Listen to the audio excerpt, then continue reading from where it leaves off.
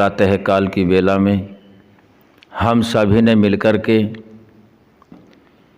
देव यज्ञ किया है, जिसको अग्निहोत्र, हवन, होम आदि नामों से हम जानते हैं।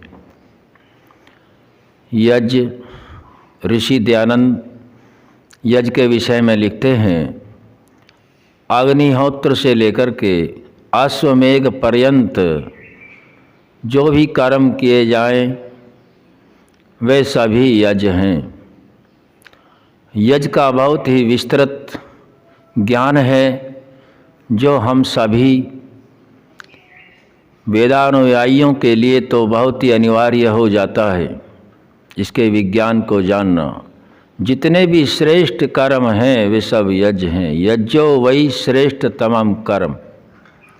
जितने भी श्रेष्ठ कर्म हैं वे यज्ञ हैं। जो यज्ञ है वही श्रेष्ठ है। तो यज्ञ से हम सभी की उन्नति धर्मानुकूल, परमात्मा के ज्ञान के अनुकूल होती रहती है। यज्ञ दो प्रकार का हम जानते हैं। एक यज्ञ को मनुष्य करता है और एक विशाल यज्ञ परमपिता परमात्मा करते हैं। परमपिता परमात्मा का विशाल यज्ञ ब्रह्मांड के अंदर देखने में आता है, जो सभी जीवों के लिए पालन पोषण की व्यवस्था करता है। यह परमात्मा का वृहद यज्ञ है। इससे उत्तम कर्म ब्रह्मांड में दूसरा नहीं हो सकता। ऋषियों के ज्ञान के अनुसार हमने वहीं से जाना है कि हमें भी परमात्मा के गुणों की, कर्म के स्वभाव के अनुसार ही जितना संभव हो सके उतना कर्म अवश्य करना चाहिए। देव यज्ञ को करने से शारीरिक, आत्मिक और सामाजिक उन्नति संभव है। वेद के मंत्रों से हवन किया जाता है। वेद के मंत्रों से अंतःकरण पवित्र होता है और वेदों की रक्षा भी होती है। जिस साकल्य को हम डालते हैं अग्नि में, वह अग्नि उसी साकल्य को परमाणु रूप में इतना बढ़ा देता है कि वही वायुमंडल में पहुँच करके पर्जन्य आदि, सूर्य आदि के देवों के माध्यम से वही हमको हजार लाख गुना प्राप्त होता है। यह अग्नि का ही सामर्थ्य है जो पदार्थ को कई गुना बढ़ा देता है और बढ़ा करके वायु देवता, सूर्य और पर्जन्य को सौंप देता है और वही पर्जन्य अर्थात बादल वर्षा के रूप में ज़मीन में इसको बारिश के रूप में ज़मीन को भेज देता है और वही पृथ्वी इसको अन्न और औषधि के रूप में हम सभी जो आत्माएं हैं, जो मनुष्य के शरीरों में हैं और जो अन्य शरीरों में हैं, सभी को प्राप्त हो जाता है। तो यह एक श्रेष्ठतम कर्म है, सभी को करना योग्य है। यज्ञ से ही सभी कुछ विस्तार होता है और यज्ञ मनुष्य के लिए इसलिए भी अनिवार्य हो जाता है कि परमपिता परमात्मा ने अन्य शरीरों की अपेक्षा हम सभी आत्माओं को जो मनुष्य का यह तन दिया है, यह शरीर दिया है, साधन दिया है, इसी साधन में वह क्षमता है जो अच्छे बुरे और पाप पुण्य को जान सकता है और करने का अधिकार भी इसी का है। इस शरीर के माध्यम से आत्मा शरीर का स्वामी है। ऋषियों के ज्ञान से, परमात्मा के द्वारा दिया गया वेद ज्ञान से हमें यह पता चलता है कि इस शरीर से हमेशा अच्छी चीज़ ग्रहण करते हैं और दुर्गंध के रूप में हर जगह से मल के रूप में प्रकृति को दूषित करते हैं। और पुण्य करने के लिए सबसे बड़ा पुण्य यही होता है कि अपने शरीर से जितना अग्नि, जल, वायु आदि को प्रदूषित किया है उतना तो शुद्ध अवश्य ही करें। और शुद्ध करने के लिए जिस सामग्री को देवों का मुख अग्नि में आहुत किया जाता है, उस सामग्री में कुछ तरह के पदार्थ डाले जाते हैं। पहला पदार्थ है रोगनाशक पदार्थ, इस सामग्री में मिलाया जाता है। दूसरा सुगंधिदायक पदार्थ इस सामग्री में मिलाया जाता है।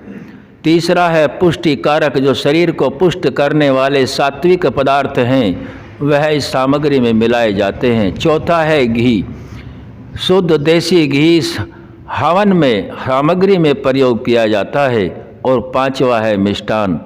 ये 5 तरह के पदार्थ जिस भौतिक शरीर को हम पंच भौतिक शरीर कहते हैं, इसके लिए वह पुष्ट करने वाले पदार्थ होते हैं। जो व्यक्ति परमात्मा की आज्ञा के अनुसार उस कर्म को करता है तो परमात्मा की व्यवस्था से उसको 1000 गुना लाभ पहुंच जाता है। सामान्य कर्म करने की अपेक्षा परमात्मा के द्वारा दिए गए वेद ज्ञान के अनुसार जो हम कर्म करते हैं उसका विशेष लाभ मिल जाता है। हम सभी को आवश्यक है कि अपने शरीर आदि से जितना दुर्गंध इस वातावरण प्रकृति में फैलाते हैं उतना तो अवश्य ही करना चाहिए, और यदि अधिक कर दें तो और भी अच्छा है। इसीलिए ऋषियों ने हम सभी मानव जाति के विकास के लिए यज्ञ का विधान किया है। यज्ञ सर्वोपरि है, श्रेष्ठतम कर्म है, और यज्ञ से बड़ा परोपकार भूमंडल में ब्रह्मांड के अंदर दूसरा नहीं है, क्योंकि इसके द्वारा निकला गया जो भी पदार्थ हैं, जो रोग नाशक गैस फॉर्मल्डिहाइड आदि बनता है, वो चींटी से लेकर के हाथी तक सभी प्राणियों को प्राप्त हो जाता है। चाहे कोई हमसे द्वेष भी करता हो, लेकिन उसका भी उपकार यज्ञ के माध्यम से हो जाता है। तो यज्ञ बहुत ही विस्तृत श्रेष्ठतम कर्म है। हम सभी को यज्ञ कराना चाहिए और विधि के अनुसार करना चाहिए, क्योंकि यज्ञ के जो कुछ नियम दिए हैं ऋषियों ने, यज्ञ सात्विक होना चाहिए। वह यज्ञ के बारे में कहते हैं कि श्रद्धाहीनम, मंत्रहीनम, दानहीनम, विधिहीनम। ऐसा यज्ञ ना हो जो विधि के अनुकूल न हो, श्रद्धा के अनुसार न हो, वेद मंत्रों के अनुसार न हो। हमें ऐसा यज्ञ नहीं करना चाहिए और बिना दान के यज्ञ नहीं करना चाहिए। ऐसा यज्ञ तामसिक यज्ञ बन जाता है, जिनके अंदर ये हीन गुण होते हैं जो बताए गए हैं। दानहीनम, श्रद्धाहीनम, विधिहीनम, मंत्रहीनम। मंत्र वेद में है, मंत्रों के माध्यम से ही यज्ञ किया जाता है, वे सात्विक यज्ञ बन जाता है। विधि, जो वैदिक विद्वान हैं वो अनेक विधियों से यज्ञ को कराते हैं। विधि पूर्वक यज्ञ होगा, दीपक भी मंत्र से विधि पूर्वक जलेगा, अग्नि प्रदीप्त भी विधि पूर्वक कराई जाती है, जल प्रशेषण भी मंत्रों से विधि पूर्वक होता है, और प्रत्येक आहुति का परिमाण और उसके देने की विधि यहाँ बताई जाती है। तो विधिहीन यज्ञ नहीं हो। यदि विधिहीन होगा तो वह तामसिक यज्ञ होगा, विधि के अनुसार वह सात्विक यज्ञ होगा। और विधि भी हो गया, दान भी हो गया, सभी कुछ करने के उपरांत जो धन है, दक्षिणा है, दक्षिणाहीनम यज्ञ नहीं होना चाहिए। यज्ञ के उपरांत तुरंत दक्षिणा देनी होती है। तो ये 4 चीज़ें यज्ञ के लिए महत्वपूर्ण हैं।